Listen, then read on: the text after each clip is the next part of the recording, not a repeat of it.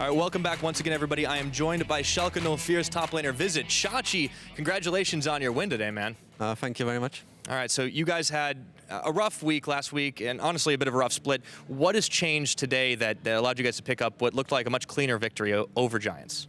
I think in the past weeks, what we have struggled with was like getting our practice onto the stage, because I feel like in practice matches we were performing quite well, or like differently, and on stage we pressured ourselves too much, I think, and this time we tried to like lessen this pressure a bit and play like that.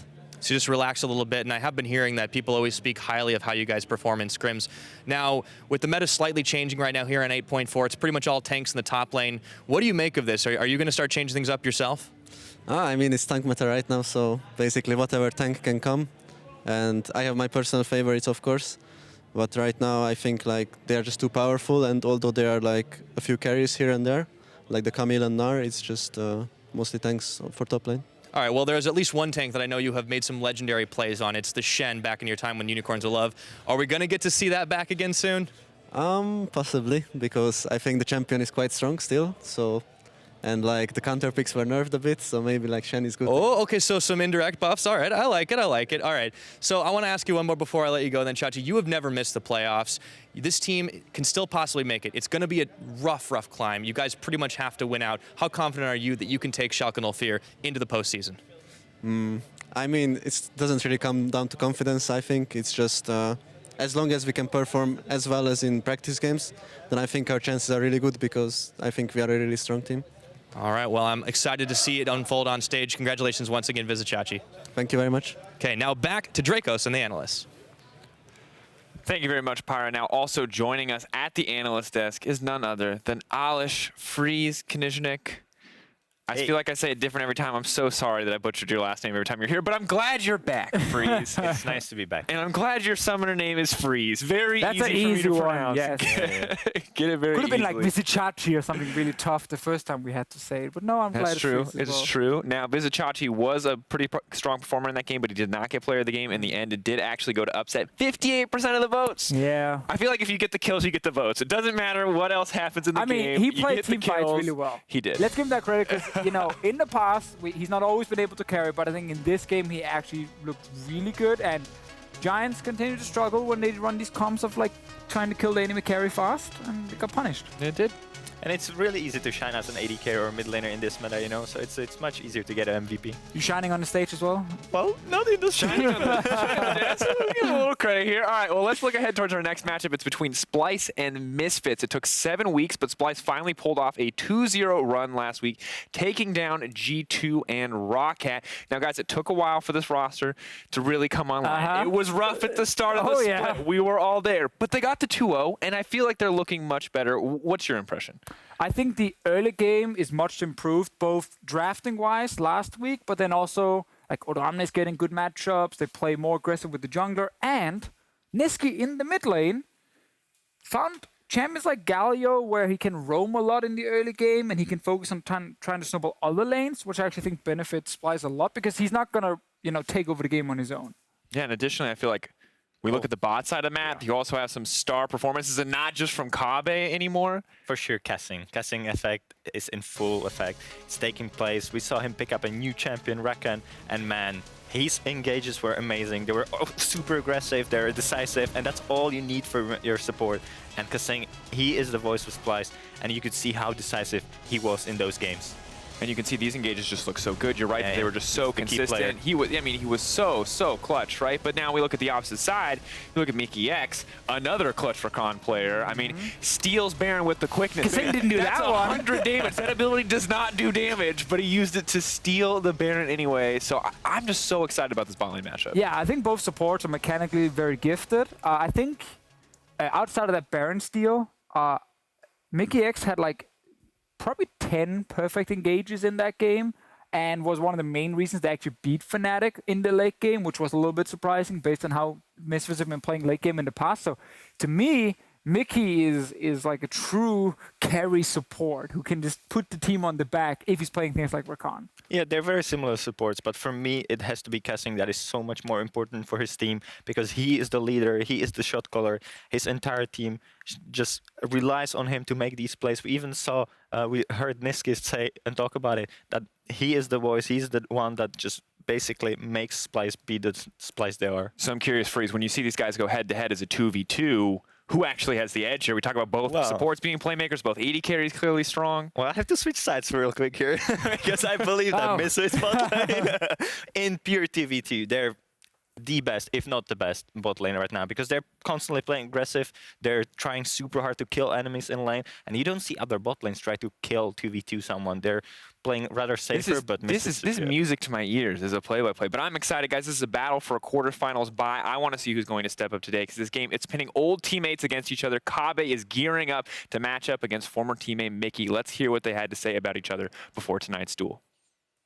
I know Mikyx pretty well, and I know how he thinks about the game, and he has these habits that's hard for him to change. So I'm not sure if he has fixed all of his habits or issues, but if he didn't, then he's in big trouble.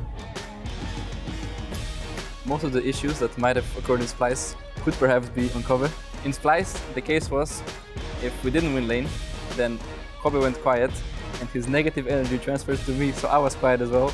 So I think he was the source of the issue, and now I've been freed. Hey Mikyx, du er intet uden mig. Oh man, I love that. You're nothing without me. Your negative energy brought me down. Ooh, spicy. I love the back and forth. That's great. It is, especially because Splyce are winning and Misfits are not. So I love hearing that. Listen, let's quickly look at the rosters before we jump into game. Misfits will be starting on the blue side. And of course, Mikyx, man with the very strong words towards Kobbe. And we'll see what he can do today. And he's been one of the big performers of this team of recent weeks. You can't forget the steals. You can't forget the performances. This man has become one of the big playmakers for Misfits, and I feel like he's filling the hole that Ignar left. But, Vedius, who stole it better?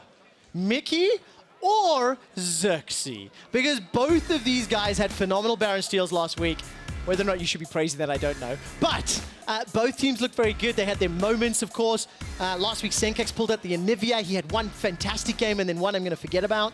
And kaSing also stepped up, the man on your screen. So there's some momentum from last week, but it feels like it's a little bit more in the Splyce camp. It's quite interesting how both these teams have very similar stories in the sense that you look at Misfits and one of the biggest struggles is their underperforming mid laner. Same can be said for Splyce. Yes. You look at the bottom lanes that have been pretty solid throughout the split. Same for Splyce. Neither team has really played through their top laner very effectively. Like, it's the same for both teams. You have very similar stories, and many of the eyes fall on the junglers. So you look at Maxlore, you look at Xerxe. Xerxe has been stepping up over the last few weeks. Has Maxlore? Well, very debatable. So I'm looking at him to be one of the big playmakers this game, and I'm looking forward to seeing if he can lead his team to equalize this score, or if they will continue to fall down the standings. Well, this pick and ban, by the way, very different. You know, what you were talking about, who's going to step up, who's going to lead their team, really targeted bans. Anivia, Camille, Cassiopeia, Tristana, these are not the traditional power picks that we see ban out, but it feels like very specific, very targeted, my team versus your team, and we don't want to deal with that. And, you know, right now we haven't seen any targeted bans towards the supports. We've talked a lot about how these two are two of the big playmakers, and it's really worth highlighting how much of an impact they have had, because we look back at the Misfits game versus Fnatic, where Mikyx was the one that secured the Baron, and you look at some of the plays that kaSing was able to pull off, and he's been equally as impactful for his team, and that's why we talk so much about these two supports and the impact that they're going to have over the next few weeks and as they approach playoffs. All right, the one thing that was left open, though, was Galio. And of course, that's instantly locked in. Sencux and Misfits have played that several times, the split 3, in fact. And I distinctly remember the very first time I saw it in Sencux's hands and Misfits, I felt they were slow to pull the trigger. That was not true in more recent weeks. They've definitely learned to play around that more frequently and to try and match some of that global pressure or, you know, side lane pressure. Nisqy's going to lock in the Ryze to be complemented by Kobbe's Caitlyn. Interesting. So, I would, like, funnily enough, Misfits were one of the first teams this year to bring out the Galio, and as you rightly said, like, when we saw them play against G2, they kind of got shut down by G2 very effectively, and since then, we haven't really been able to see them properly utilize it. Now we're getting to see them try it out again, where Galio is much more in the meta, where we've seen teams very effectively take advantage of it.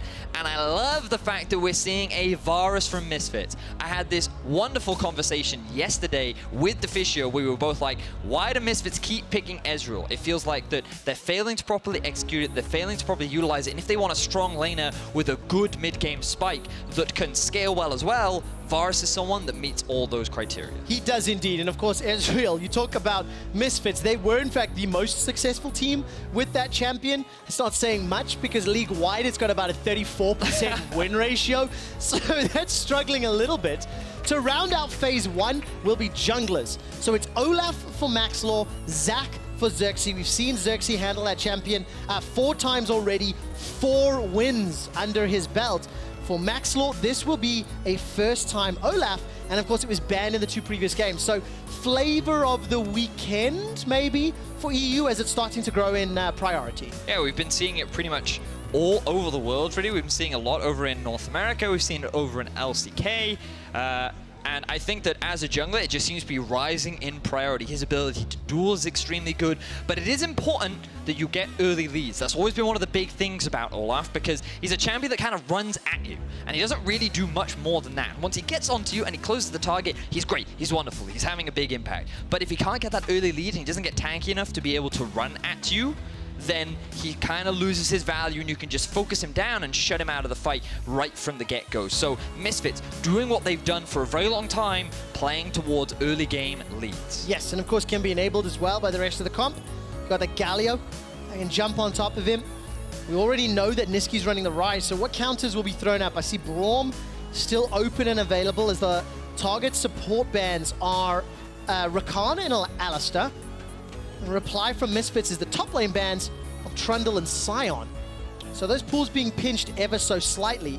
Where do these teams go now? So I feel like Splyce could consider a Zilean here. I love what Splyce have done from the beginning of the split, which is you empower the Caitlyn in the mid-game to have that really speedy setup, and you can just run at the enemy and you have a really powerful mid-game because the amount of poke that you can get off. So they're actually going to save their support for last pick, because in my head, Misfits are kind of considering looking at things like a Braum or maybe even a Janna. And Splyce want to try and guarantee if the Braum is locked in, Zilean is the likely answer. If it's a Janna, Thresh is the kind of pick that they're looking for on the side of Splyce. All right, kaSing, of course, has played that Zilean 3 times, also undefeated on the champion. Wow. So we'll see how this last phase plays out. The Cho'Gath will round out Splyce's top lane choice. Terrifying combination in the mid game already with that Caitlyn and Cho. Braum will be locked in, so this opens up that Zilean possibility that you mentioned. Unless kaSing has got something else to play. And of course, earlier in the week, I think it was Nisqy in an interview was talking about how kaSing is the most important player for Splyce, not only as an individual, but as a leader and as a voice in and out of game. The team comp is rounded up for Misfits. It's a Maokai. Sorry.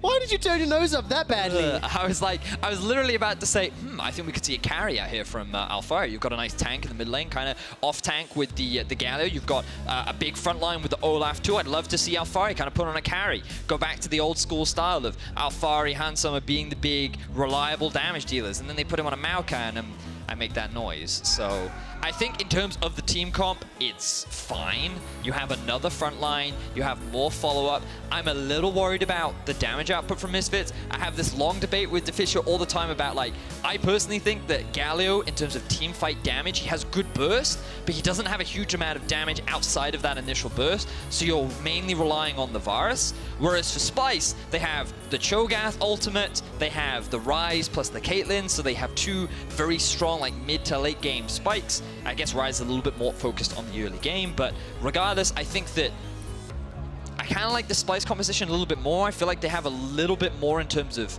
options in how to play the game, whereas for Misfits, they're very reliant on getting an early lead with the Olaf. They need to make use of this Galio, either in the bot lane or in the top lane, and focus is going to be on Misfits to be proactive, and they have done it before, but often they get those early leads and then they fail to close the game out. Yes, I agree with that. And of course, you talked a lot about the damage that Janna locked in for kaSing. A slight pivot in that pick and ban from the Zilean, but it makes perfect sense. You can heal up what little damage is being put down and allow you to reset a fight somewhat, allow you to try and push away that Maokai and that Galio ever so slightly. Now, the one thing that Misfits do have, when they do pull the trigger, either with Maokai coming in from a side TP or Olaf running in, the Galio ultimate, the hero's entrance, is a huge game changer in the early stages of the match. Yes. I'm also looking at these fights, right? It's going to be really hard for Splyce to stop that Galio getting into the fight. But the one thing you always have to remember when playing against the Galio is, excuse me, if you can prevent him from ulting, his impact in fights is very much mitigated. So the way in which you can limit his playmaking power is if you notice he's kind of grouping up with his team, engage on the Galio. Actually make it really difficult for him to have options as to where he can ulti and offer his value. And that's something that Splyce actually have a wealth of opportunities to do when you have champions like the Zac and a Righteous Glory on the Cho'Gath as well. Ooh, okay, so options then. Gank that mid lane, go to the global. It's one of the things we talk about a whole lot when people are in that scenario. As you can see, ladies and gentlemen, the referees and QA team are behind Hansama. And Vedius, the reason I paused there, I got an update from our production team. It is a reported desktop resolution issue that is being checked on. But our theory that we discussed 2 games ago about the QA team standing behind the guy checks out, dude. We're 2 for 2. It does indeed. So nailed that one. Also, I have another thing for you. Yeah.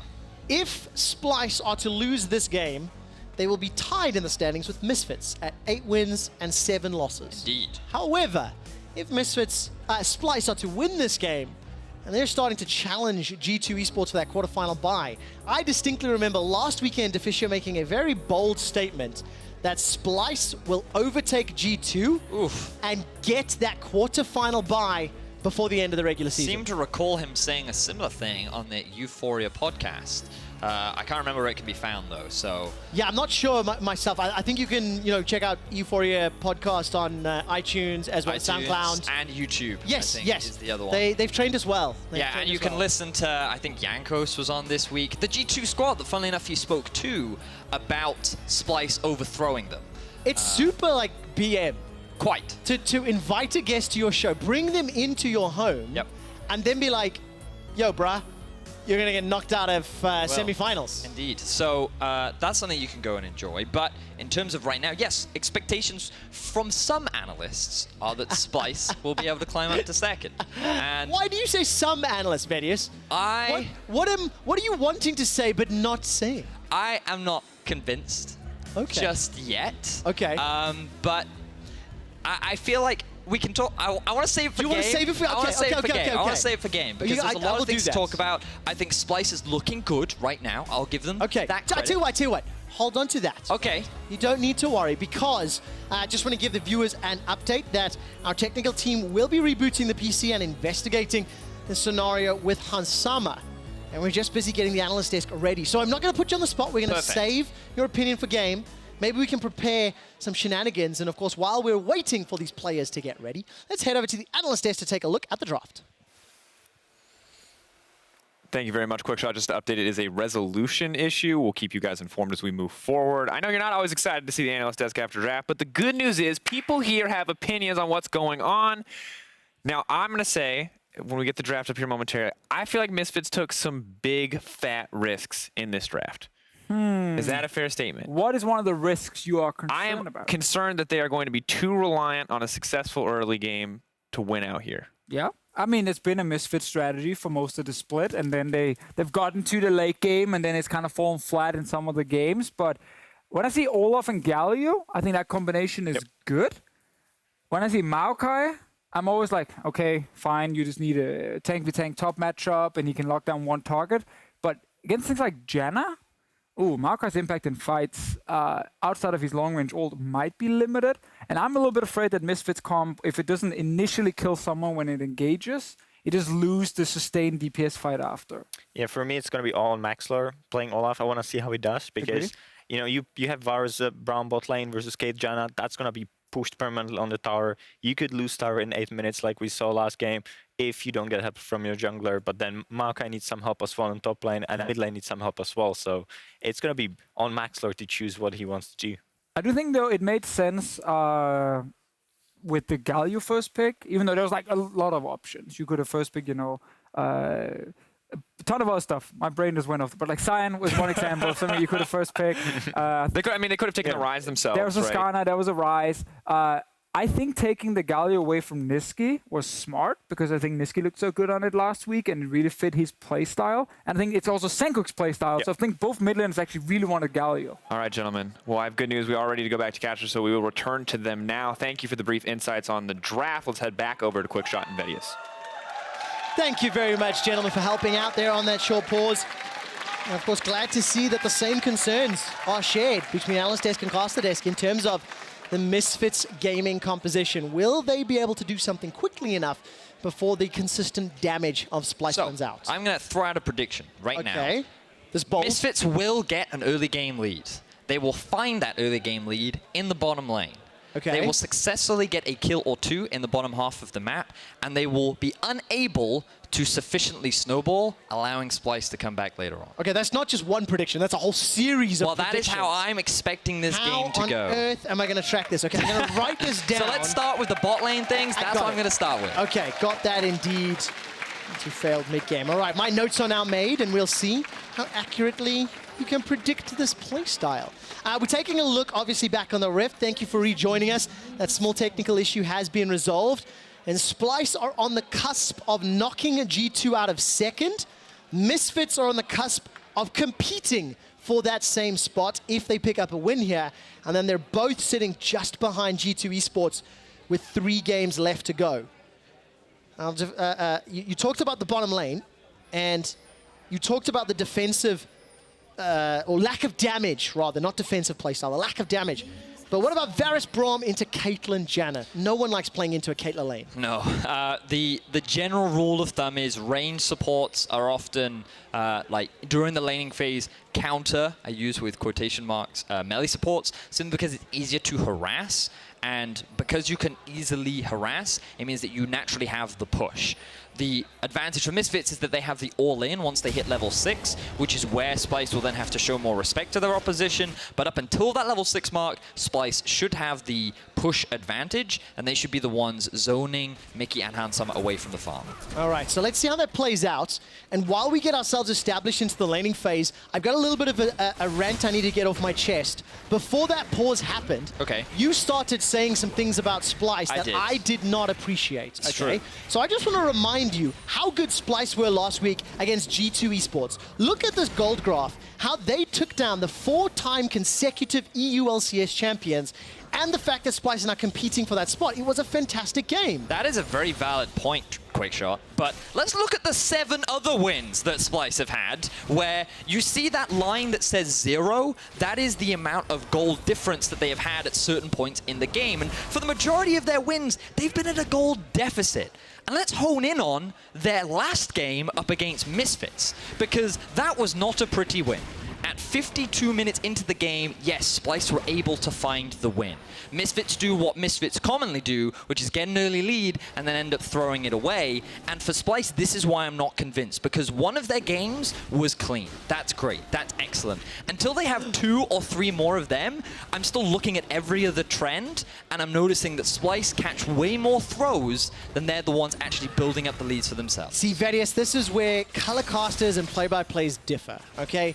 Because Splyce are resilient. They dig down. They don't lose games from deficits, and graphs just proved it. I value that, but it's clear you do not. Well, what we both want to see right now for Splyce is a similar performance that they had versus G2 I agree. Esports. I agree. That's what I'm looking for as well. And they have an ability to do it with a gank-heavy jungler like a Zac and a couple of playmakers. Cho'Gath, we know, is a lane you can gank because he has a lot of utility and a surprising amount of potential damage. Mid lane, Ryze. Sometimes it can be difficult to kill a Galio, especially with the amount of magic resistance that he naturally has built into his kit. But it is an opportunity. By putting pressure on it, it makes it harder for Sencux to roam. So Xerxe, he can be active in the early game, and it is possible for him to apply pressure without necessarily getting kills. Okay, and of course your prediction before we had that rant about gold leads was that the same thing would happen again, that Misfits would get ahead and then throw. The question is how much? That is the question. That's what we're going to find out. As it stands, it's a very even opening game. The first gank will be here by Maxlore. He's going to follow up onto that taunt from the Durand. Good damage from Winds of War. The shield from Nisqy pops up, and in actual fact, he wins the HP trade war. Maxlore gets wrecked by the tower. He decides to take an extra tower shot to trade the damage over to Nisqy. He will have the sustain from his W though, so Maxlore will be able to get that back. But he's still hanging around the middle lane. Good ward there from Nisqy will spot him out. No advantages yet. No lane's been able to push far enough to really make that happen. And Maxlore is continuing to contest the jungle here behind Nisqy. Now, Xerxe was waiting in the wings and will be the first one to move. Stretching strike connects with a chicken. Flash forward there from Nisqy. Gets the root down. First blood available. Not going to be secured just yet. Winds of War. Finally, Nisqy gets the kill secure. Sencux is now running for his life. Nisqy misses the overload. Misses the ability to get a shield. And now Xerxe gets tagged and pulled backwards. A stretching strike comes out. And a miniature Zac gets justice punched in the face. A flash forward just for giggles. And it's 2-1 for Splyce. So Splyce find that early game lead. Probably not how we initially expected. My predictions already gone out the window, and Splyce, they start themselves off with a small advantage as we see a bit of trading down the bottom lane. Oh, that Unbreakable blocked a lot of damage, and Kobbe got chunked out, but just good positioning and I think communication there from Xerxe and Nisqy. They punished it so well. You can see Xerxe, he approaches this Raptor camp in a moment and just waits for the support to come up. Now, I think this is smart from Maxlore in the sense that you want to be putting pressure onto a Zac in the jungle because he kind of sucks in terms of early skirmishes. The problem is Nisqy is so quick to react that Maxlore's not really in a position to successfully make this play happen. He runs away from his mid laner, who's even further away, and he ends up losing his life. And if Sencux could get away here with just the red buff and a kill, yes, this could have been a favorable trade for Misfits, but Xerxe is able to stick around. He has the constant damage output, and Splyce end up 2 for 1. Early advantage, 1 kill to Xerxe, 1 kill to Nisqy. I'm very happy that you corrected your prediction, but what does Xerxe do with the rest of this pressure? Where does Xerxe go? Well, I think he can continue to pressure in the middle lane, try and deny Sencux from going for that ulti play down towards the bot side of the map, which Misfits are still looking for. You can already see the vision being set up towards the bottom side of the map from Misfits. This is definitely the kind of angle the Misfits is trying to play for. Here we go, this is it. This has to be it. Oh, not going to happen yet. Remember, Misfits week 1, it's a long time ago.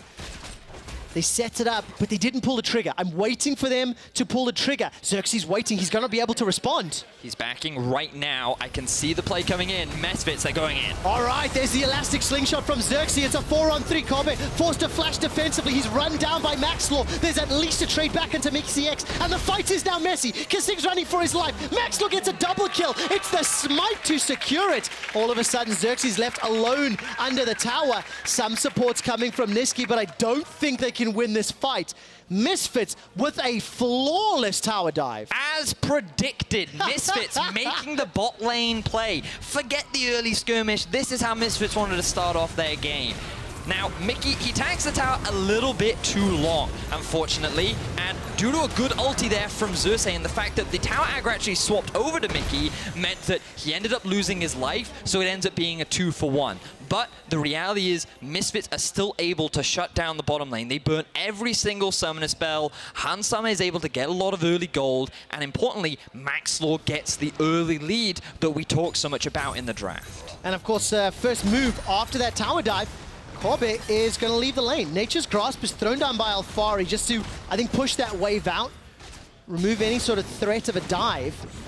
And first lane swap. So talk to me about the map now. What is this going to do Obviously, Kobbe and kaSing sort of surrendering that 2v2, but it's going to allow them a lot of damage top. Exactly that. Splyce's bottom lane was concerned about the all-in power that Mikyx and Han Summon now have with both the Varus ultimate, the Braum ultimate, and the lack of summoner spells that they had available. So the best strategy for them is swap out, secure an early tower, and then just kind of stall, avoid the threatening lanes. Misfits, they just kind of accepted it, and they'll be looking to trade a tower themselves in the bottom side of the map, but it should be a little bit slower. The other fortunate thing going in favor of Splyce is that it is an early Cloud Drake on the board. So even if Misfits secure that early Dragon, it's not the end of the world for Splyce. Okay, let's see who's going to get the advantage. I mean, one of the options, I suppose, of reducing that Galio dive power, open the map up. Prevent an extended laning phase. Prevent such a clean, easy setup from happening. And I want to see how these lane assignments play out, because if you can keep playing that sort of dominoes game where you move your pieces around side to side, you never allow Sencux and Maxlore to have that dive buddy combo that we just saw. And I think it's important for Misfits to once again find this early lead. We've talked about its value, but also how we've talked a lot about that they regularly lose it. And I want to take this opportunity to look back at how they've often compared versus some of the top of the table teams and some of the bottom of the table teams. And now, this is very close, right? And the reason why we bring this up is because typically, if a team is sitting around the middle of the pack, they have a lot of wins over the bottom tier teams and not many wins over the top tier ones. But for Misfits, they actually have more wins over the top of the table teams than they do the bottom ones. And this just kind of highlights their inconsistencies and how sometimes when they get these early leads, they've been able to properly snowball in conjunction with their early game strategy of make Han Summon the carry, but also how often they've just thrown. Yeah, and of course Misfits, the only team in the league to have a 2-0 head-to-head over Fnatic. Taking them down consistently both times, dramatic games, both times. With a couple of those mistakes, a couple of those back and forths. And as we've crested 10 minutes, Splyce got the first tower, as well as the first blood. Misfits, on the other hand, they got the first dragon. It's a cloud, arguably actually going to help them out with this comp that really does want to set up those dives, initiate. But we'll see how effectively they can do it, because Hero's Entrance is available. Maxwell's waiting in the wings. There's a bajillion wards in the river. Bajillion, exactly that many. And Xerxe's read it, though. He's aware. He's waiting for this initiation. And he stood in a control ward, so he knows the vision's not there.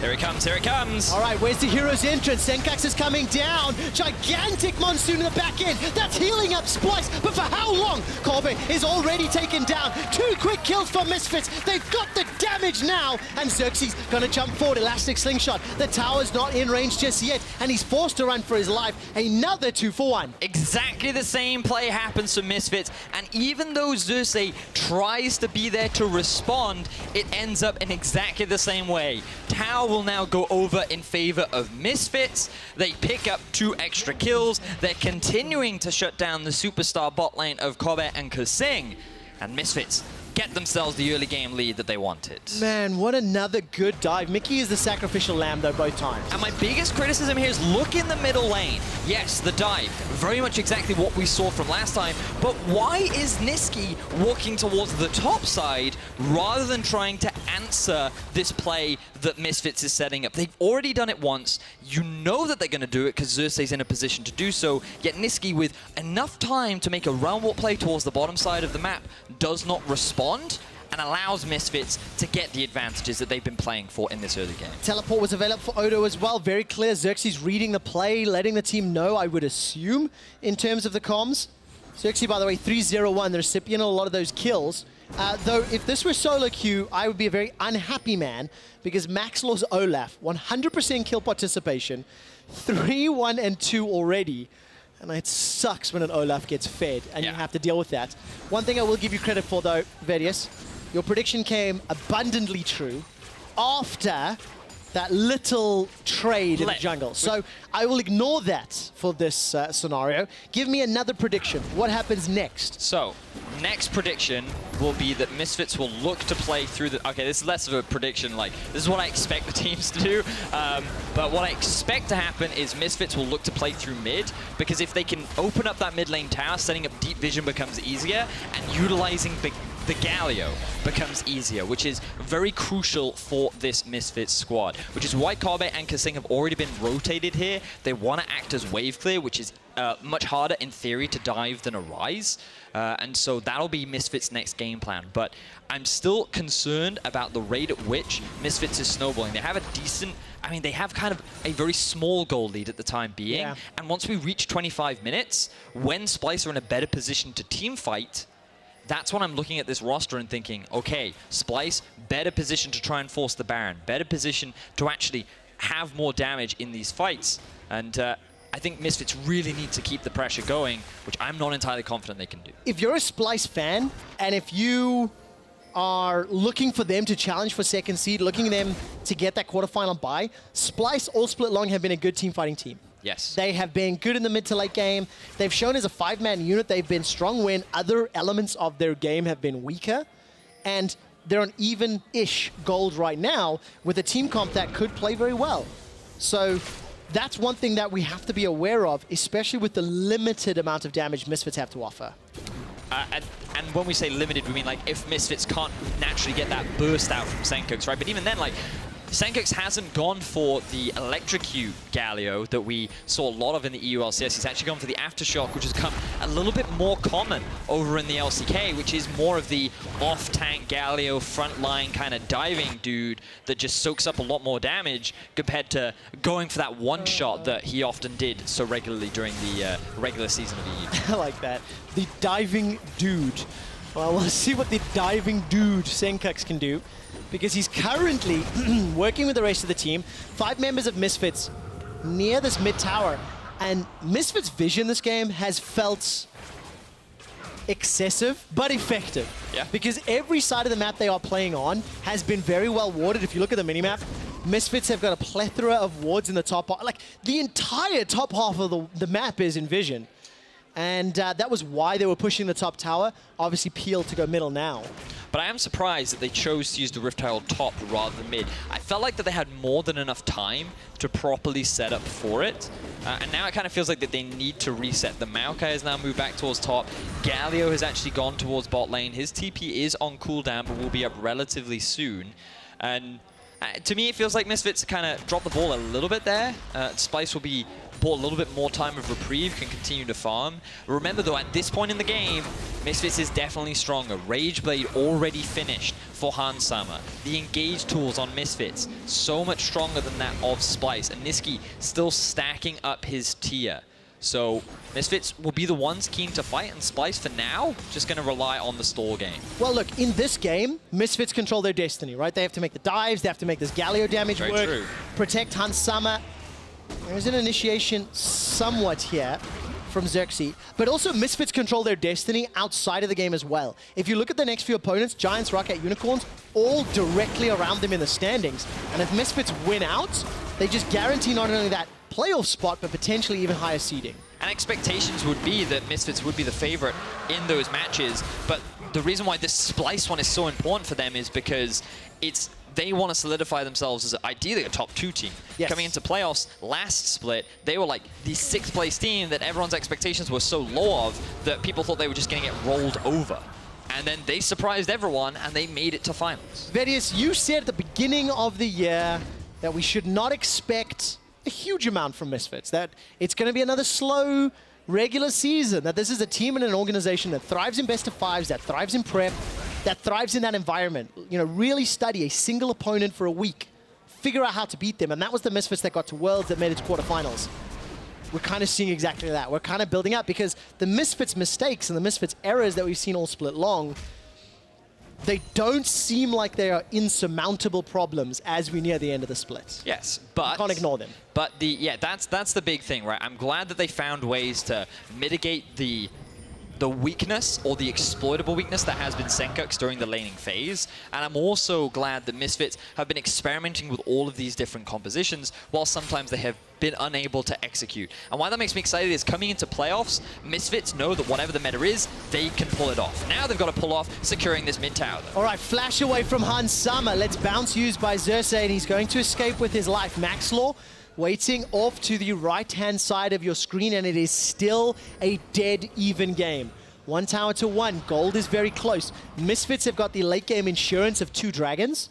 So while they may not have a huge amount of natural damage built into their comp, an Elder Dragon plus however many Elemental Dragons may just be enough. Chain of Corruption will lock down Xerxe. His passive is going to get popped. That self-division is already all grouped up. Realm Orb comes out from Nisqy. A teleport from Odo. He gets interrupted. Shut down onto Xerxe. That was a great interrupt. A cheeky attempt to save his teammate from Odo. Ace in the hole will tag Hunts. Remember, he used his flash already. Nisqy's looking to lock down Maxlore. Overload into Rune Prison. Won't be able to lock him down anymore with the Ragnarocking Olaf running away. And Splyce, despite trading 1 for 1, they are the ones that are getting the tower damage. The fight's not over yet. Winds of War flying in from the side. Splyce take down the mid tower, and they're retreating to save their lives. Surprised that we saw no Galio ulti there. Felt like the Misfits were in a prime position to use it, and that could have been the thing that helped them secure the teamfight win, but it ends up in a 1 for 1. Splyce secure themselves a tower, and the game remains close. Now, this initiation has been done multiple times from Xerxe, largely to zone Misfits away and help wave clear. But a good ulti from Mikyx and a follow-up from Handsome allows them to get the punish.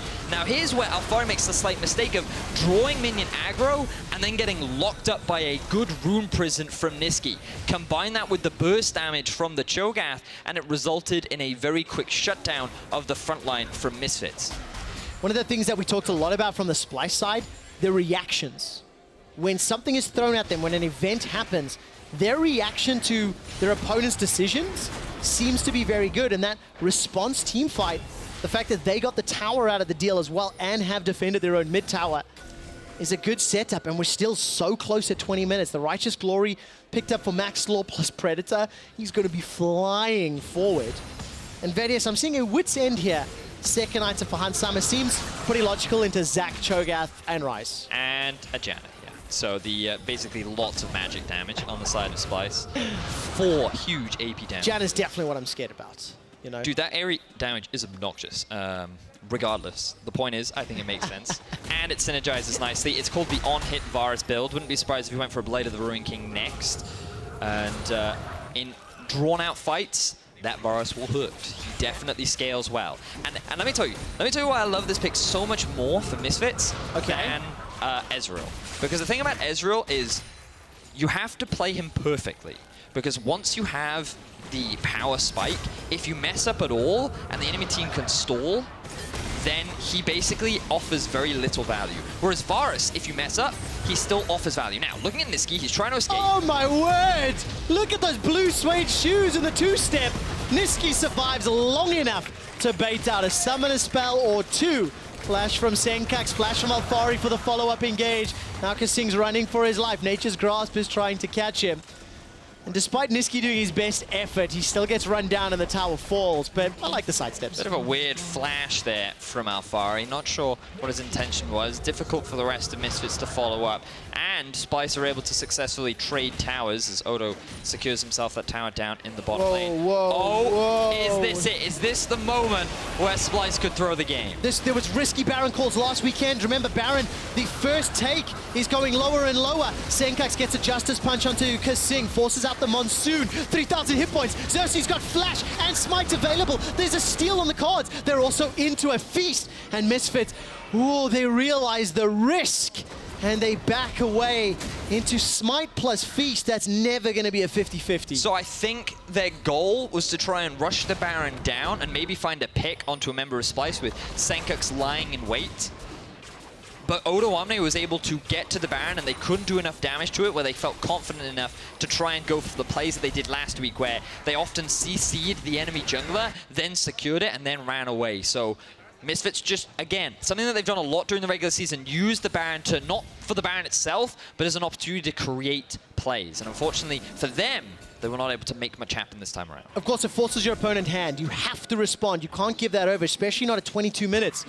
And this time around, Splyce are now setting up. It's an Infernal Dragon, third of the game at 22 minutes. That's a fairly high number of dragons, but look at the Summoner spell cooldowns. Teleport for Sencux available, but there's no hero's entrance.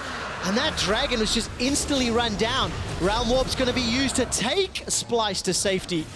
And they easily get the objective. We're setting ourselves up for a crazy, crazy mid-game. We certainly are, and you're still thinking at the back of your mind, was the early lead big enough for Misfits that coming into the mid game, they will be able to win out on these fights? Will they have the damage required? We saw Sencux go for that burst combo, and he wasn't able to one-shot the Janna.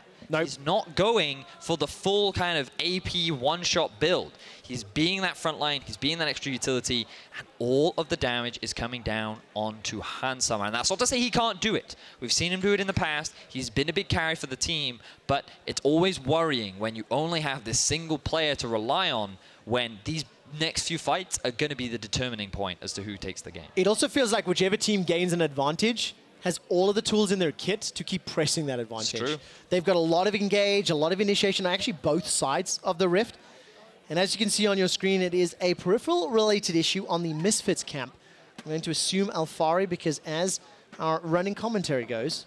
Mouse sensitivity is what I was told. Oh, interesting, interesting. Fun fact, I play with a DPI of 3,000. Yeah, but that's horrific. It's Your wrist, if you just accidentally twitch, will send you like everywhere on the Rift. Oh, it's perfect. So the reason why it's that, it may be the reason why I have really bad wrist issues now, but when I was starting as a League of Legends player, I was told that pro players had extremely high DPIs. And you believe that person? I was under the impression that because I wanted to be a pro player, that I started doing that. So I bought a mouse that had 3 settings, which was 700 DPI, 1200 DPI, and 3,000. 3,000, and I immediately put it to 3,000. That's still my mouse today, and it's the only mouse I can use. So did you also follow a pro player advice on whether it's flash on D or flash on F? How did you determine that? I just used whatever the default was, which was D default flash. So you and I are both flash on D? We are. Settled. It's the only way to use flash. Everyone else that uses on F, you're wrong.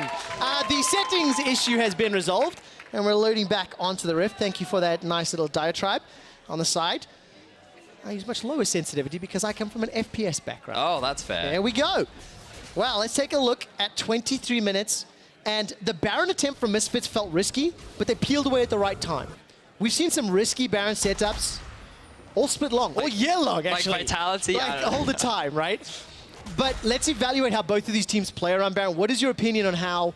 Let's start with Splyce, because we've already covered some of Misfits Sure. and their Barons over the last, let's say, 3 weeks, recent memory. So I don't think Splyce have had the best Baron setups. I think that a lot of them have kind of been haphazard, and I mean, that kind of goes to show, given that last week in the single Splyce game, there were 3 Baron steals, 2 of which were done by Xerxe, but the fact that they were in a position where they had to steal the Baron rather than set up for it is not an ideal one. And like, they had to steal the Baron away from Schalke too. Like, their Baron setup overall has not been ideal. Right. I think that's just something we heard from kaSing when he was on the podcast, was very much that the members of the team have different ideas about how to play. And we'll see how that works. As Xerxe, he's in so much trouble. We'll be able to use that ultimate to escape. Chain of Corruption spreads, locks down several members of Splyce. Okay, the tower is still alive, but not for much longer. Wits End, Cutlass, as well as Rage Blade for Hansama. He's going to need 2 or 3 autos, and this tower will fall. Eye of the Storm will delay some of it, and Odo's going to use those spikes of his to clear out the wave as best as possible. And look, it's even game still. The tower has not fallen. The pressure is there, but Splyce are responding exceptionally well, and it just feels like they kind of have an answer to what Misfits are doing, despite how proactive Misfits are playing. Yep. Splyce doing a good job of stalling things out. They're grouping up as a 5-man, ready to react. Galio not quite in range to ulti right now, but this should be the secure of the tower for Misfits. Yeah, will go down. Miky's the target, taking a lot of damage. Xerxe's ultimate's on cooldown. That's a great stretching strike. Pulls 2 members of Misfits together. The hero's entrance comes down from Sencux, and that's going to be an easy kill. It's for Kobbe, though, and Splyce are now trying to push forward Alphari, despite all of the shields, and the damage reduction just held in place for too long. Yeah, but true damage as well. Like, Odoamne, this is the thing. He's a great tank shredder. You engage with your front line onto his front line, and he's going to have an easier time just ripping through the Maokai than the Maokai will of the Cho'Gath. And this is the second time we've seen it now. It is Kobbe to secure himself that extra kill. And while he is at a big deficit, look, he's completed 2.5 items, and he's well on his way to reaching that mid-game Caitlyn point. The Misfits should be rather scared. Okay, so talk me through this play here. Was this just a mistake by Misfits, or they got the tower? They believe that they can go for the fight, and I don't think the engage there from Alphari is necessarily the wrong one. It just kind of felt like that Misfits were a little undecided as to what they wanted to do, whether it was immediately disengage or go for the full-on fight. Galio came in to try and keep the top laner alive rather than as an opportunity to fight, and then afterwards Maxlore went in and Mikyx re-engaged, and it just felt a little bit like that there were two different decisions as to what they wanted to do. They still get the tower, they lost a member, and gaining that extra bit of map control is something that Misfits are always going to be happy about. Okay, so we keep talking a lot about the Misfits' damage and late game. How are they going to play these fights? Can they get a kill instantly? Can they protect Hansama long enough to get the damage down with that one-hit build? There's a super soaker on Galio. That's what I wanted to ask you about. What do you think of the GLP 800? I don't really understand. So, for those unaware, a bunch of item changes came out in the middle lane fairly recently. I can hear... Ooh, there's action coming. You're going to have to talk about those items in a moment. Here comes Xerxe, unsee. Let's bounce, gets pulled backwards, but it is instantly interrupted. Chain of Corruption slowly going to spread. The target is Odoamne, but his feast is phenomenal. The Monsoon healing up the back line. That's the counter to a low damage comp. Nobody dies yet. Those defensive flashes go out. Body blocked by Hansama. He protects Mikyx from his former AD carry. And Kobbe, despite not getting the kill, is moving with Splyce to Baron. Look at how much HP Splyce have. They're still more than happy to fight. Mikyx is low, Alphari got chunked low. He does have the TP so he can go back to base, but like it is getting harder and harder for this Misfits composition to fight. And Splyce are more than happy to just draw the game out. They're confident in their ability to team fight, and I really just don't see the value in this GLP. All right, tell me why not. What is it that you don't like in this scenario setup? So there are 3 mana items now that give you the haste passive, which is a cooldown reduction. You have the Luden's Echo, you have the Tear of the Goddess, which eventually evolves into the Archangel Staff, and then you have the GLP, which I love to refer to as the Get Lucky Punk. And for a Galio, when his primary responsibility is wave clear, I feel like Luden's makes more sense. But forget that, because Baron started, Splyce have full vision control, and it's gone. Yep, indeed, Rooney. Realm Warp for the escape, and Splyce just sneak the Baron. Right, that was clean. I criticized their Baron, but that was really good. They had good vision setup. They'd been controlling the river for a while. Ever since that last fight happened, Misfits had to recall, and Splyce have now secured it. Really good play. And I feel like that their comp is going to start doing them favors. I do not know how Misfits will successfully be able to deny the Baron minion that's well on its way. I'm sure Bob is ready for another adventure. And now the Drake has been started off by Misfits. Oh, this is so exciting for the end of the split. Misfits are setting themselves up to contest G2 Esports. Misfits are 8-6. If they win, they go 9-6. G2 are currently 9 wins, 5 losses. And of course, there is a couple of games coming up. Thank you very much, production team. There's how close the standings are. Vitality with their win earlier today. Also 9-6. How Vitality are in the race for second seed. Misfits, do you know what? If they lose the next few games, if they get upset, however unlikely that may be, maybe they fall out of playoffs. It's a possibility. Certainly is. Even at this stage of the split. Also remember that Misfits do not currently have the head-to-head record over Splyce. If they secure the win here, they will have the 2-0, and should Splyce have a rough end to the split and Misfits get those next 3 wins, Splyce will be the ones to come out ahead. So it's like this win is very important for both these teams. They're 2 of the teams fighting for that top 3 spot, ideally top 2 to get themselves the bye.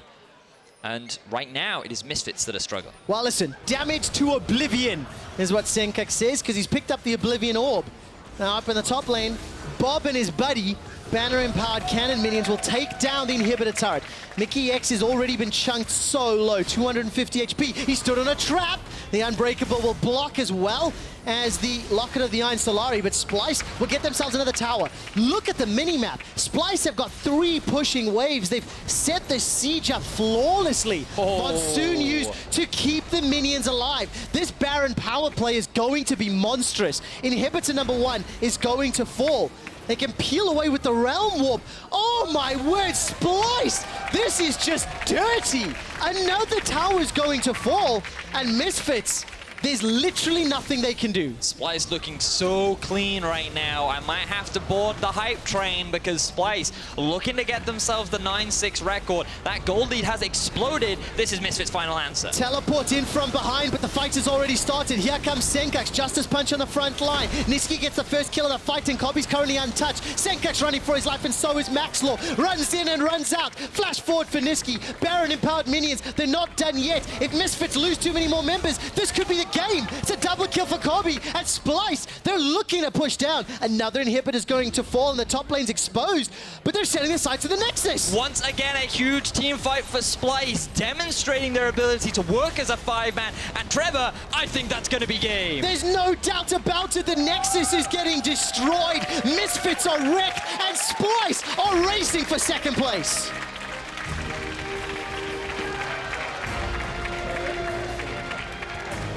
Splyce, they did fall behind a little bit in the early game, but they answered well. They swapped their bottom lane up to the top. They kept the gold even. Misfits couldn't snowball the early game, and it kind of went, I don't know, like I predicted a little bit. Yep. They got advantages in the early game. They got them through the bottom lane. They failed to team fight, and then it was simply a matter of Splyce outscaling and outperforming in these fights. Like I said at the beginning of the game, Vedius, Splyce smashed the G2 last week. That's true. And while the gold graph may not look as dramatic in this game, they just felt like the more in-control team. Their team composition maybe allowed them more options, cannot be understated. Because despite some flawless dives, Misfits just did not get enough of a lead. They just did not get enough advantage from it to go further. But I've also got to criticize this build from Sencux, yeah, in the middle lane. Like, it doesn't make much sense to me. I'm not sure what the goal was. Why did they need another tank? I don't see an issue in this comp going for like the full burst damage kind of setup. I don't see the issue with being that extra threat. And he decided not to. He decided to be a tank, and I feel like that hurt the team much more than it helped it. And then like going GLP into what was looking like a Morello knock, third item Morello makes like, it does not make a huge amount of sense. So a lot of question marks around Misfits. Wasn't happy with the draft. They couldn't properly execute. And Splyce, they did exactly the opposite. They drafted a well-rounded comp. They mitigated a lot of the early strengths that Misfits composition were able to bring. And then they got to a point that they knew they could out-team fight, and they did exactly that. So, Vedius, this brings us to a situation where Splyce are now 9 wins, 6 losses. They are currently tied for second with Vitality and G2. Of course, G2 can win that game later, go to 10 wins. If Fnatic win their game, they go to 11 wins, so the race is on. If anybody makes a mistake, if anybody drops another game to a bottom of the table team, then all of a sudden that second place seed is up for grabs between 3 different teams. And just as a reminder for those that may have only joined us for this game, Fnatic did in fact secure themselves the playoff spot due to the results from the previous games of the day. So they are locked into playoffs. It's yet to be determined where their position is yet. Yes, and of course I have a question that I don't want you to answer right now. Okay. But I am going to pose it. Sure. And I'm asking you guys at home to think about this as well. Misfits are now 7 wins and 8 losses. The guys below them are 6 and 9. It's a 1 or 2 game spree. I said that Misfits control their own destiny. Their strength of schedule, looking forward as soon as I can find it, is Giants, Rocket, and Unicorns of Love.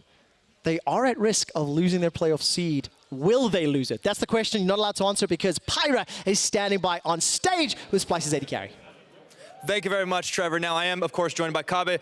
And before we get into this game, you had some choice words to say to your former support that you played up against today. I just have to ask you, how bad was that breakup? It was a bit tough in the beginning. I played with Mikyx for like 1.5 years, 2 years almost. So it was kind of tough, but I found a good replacement. So that made it like, yeah. It was nice. Clearly already been finding a lot of success there with kaSing. Now, I want to dive into this week and especially comparing it to last because it was such a bizarre, topsy-turvy week. You almost perfect game G2, then basically almost lost up against Rocket. This week, business as usual. You come back in the late game. What changed? I mean, today, when I saw the draft, I knew that I was probably going to die a few times in the early game because they had like full early game comp, dive bot lane, snowball. So it wasn't exactly planned to go to a usual, or not usual, but full late game. But we knew that like I think we did a really good job at holding our mid tower alive, which was extremely important for this game. And I think we just stalled it out well. And if our comp against theirs, if it goes past 20 minutes, then we just auto-win, basically. You do seem very comfortable with these style of compositions Splyce does. Now, can you tell me why you guys tend to, more often than not, always draft for these late game situations? I mean, I feel like we haven't done it that much the past few weeks, like in the first 4 weeks where we did it almost every game. But today we got in a situation where they just, like with how they drafted, it was kind of hard to avoid.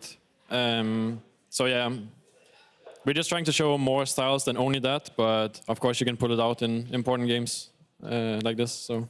Yeah, so experiment when you can and just take the wins when you can as well. Now, looking ahead, you guys are very close to playoffs like a lot of teams are, but this win is very important for it. How confident are you that you can secure at least that second seed? I mean, I want to say I'm confident that we can secure a second seed, but we kind of have to rely on G2 messing up 1 or 2 games, so I don't really like to rely on other teams messing up. But I think for us, we just focus on winning our last 3 games now, and I think we should be able to do it if we just keep our momentum up, so maybe we can get second. Keep your head in the game, and of course, keeping the fingers crossed for H2K next game, and we'll get into that one later. But first, we got to send it off to the post-game analysis over to Drakos. Thank you very much, Pyra. Now, a very dominant start for Misfits. Their composition working as intended. I feel like Splyce rather unable to stop all these tower dives. Smack, smack, smack. And it looked good.